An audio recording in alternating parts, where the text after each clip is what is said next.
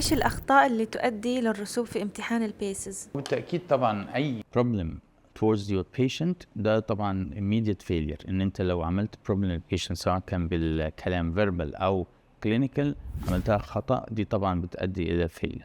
الحاجة التانية طبعا اللي هو communication skills. إحنا بنلاقي إنه في ناس كتيرة جدا من الأطباء مش متعودين على communication skills، لأنه communication skills دي أحيانا ما بيكونش patient بيجي surrogate، يعني واحد بيمثل، وطبعا بيبقى aggressive شوية.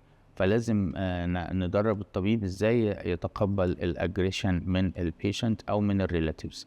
بالاضافه الى الجزئيه بتاعه التفسير الكلينيكال ساينس. يعني انتوا كلكم بصراحه بتبقوا ممتازين in eliciting the science، ان انت بتعمل التكنيك صح وبندربكم ازاي تعملوها، بس تفسير او الانتربريتيشن اوف ذا ساينس بتبقى برضو في مشكله في الباس. ودي الحاجات اللي احنا بنأكد عليها في الكورس، وبندربكم بالطريقه الصحيحه بحيث ان انت توصل ان انت تاخد جميع الفايدة من الامتحان من غير ما يكون عليك اي ملاحظات.